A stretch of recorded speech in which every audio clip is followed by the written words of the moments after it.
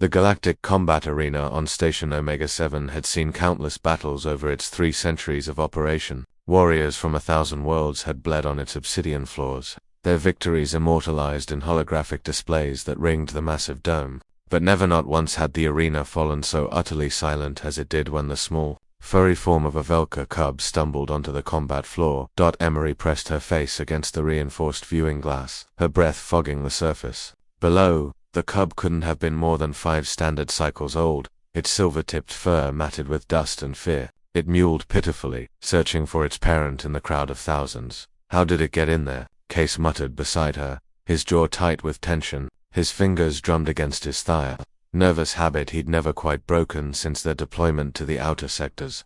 Doesn't matter how, Emery said, her voice sharp. What matters is getting it out before the gates opened. From the shadow of the eastern entrance, something massive emerged. A Kroger champion, 8 feet of scaled muscle and calculated violence, stepped into the light, its yellow eyes fixed on the cub with predatory intensity. The crowd erupted in confusion, some cheering, others shouting protests in a dozen alien languages. This wasn't the scheduled match. Someone had made a terrible mistake, or worse, a deliberate choice. The Kroger champion raised its tri-bladed arms, ceremonial weapons that had carved through opponents for sport and glory. Combat rules were absolute. Once both parties entered the arena, the match proceeded until surrender or death. The cub saw the champion and cried out a sound so primal, so universally understood, that even the bloodthirsty spectators hesitated.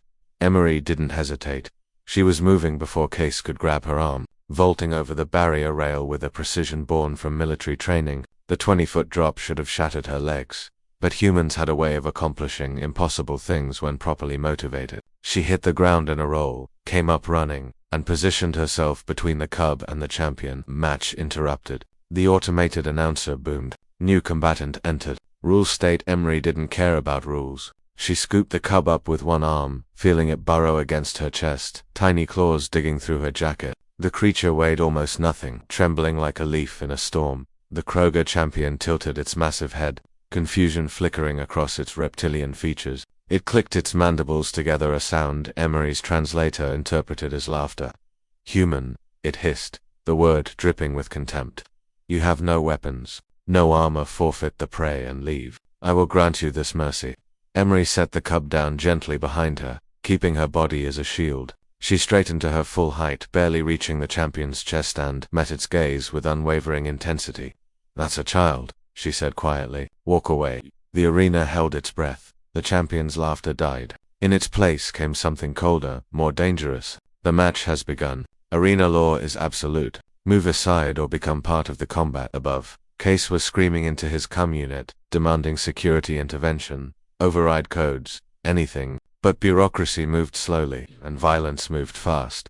The Kroger champion lunged out. What happened next would be analyzed, debated, and retold across the galaxy for generations to come. The champion was stronger, larger, armed with both natural weapons and bladed extensions. It had trained for decades in combat arts that predated most civilizations. But Emery was human. She moved like water, like shadow, like something the champion's evolutionary history had never prepared it to fight. When the tri-blades swept toward her, she was already elsewhere. When it tried to use its mass advantage, she turned momentum into leverage. Humans had spent millennia finding creative ways to kill each other. Those skills translated efficiently to any species. The champion learned something in those few, brutal seconds. Humans didn't have claws, but they had fists that could break bone. They didn't have natural armor, but they had pain tolerance that defied logic. They didn't have size, but they had leverage points, joints, eyes, soft tissue, and an encyclopedic knowledge of anatomy gained from studying every species they encountered.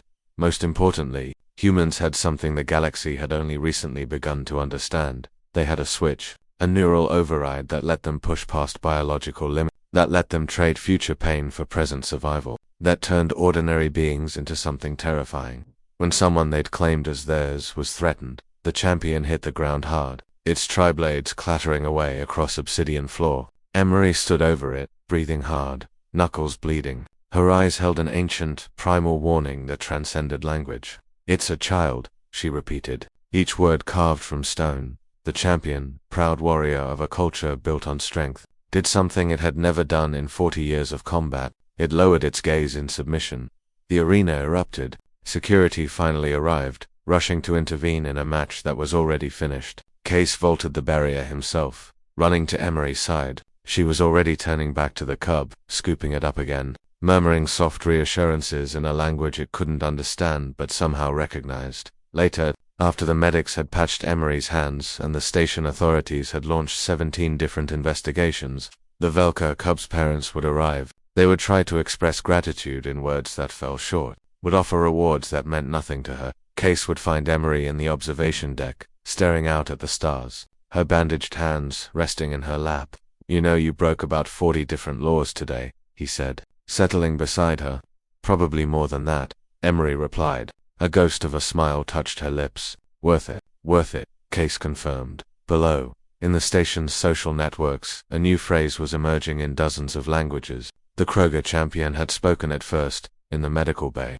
When asked to explain its defeat, "Never stand between a human and something they've chosen to protect." The match was over before I knew it had begun. Humanity had earned many reputations in its short time among the star's innovators, diplomats, warriors. But that day, watching a small woman face down a champion for a child not her own, the galaxy added another. Humans were pack-bonding nightmares, who would adopt anything with a heartbeat and would burn down worlds to keep it safe. The cub was safe. The match was over, and the humans, they were just getting started.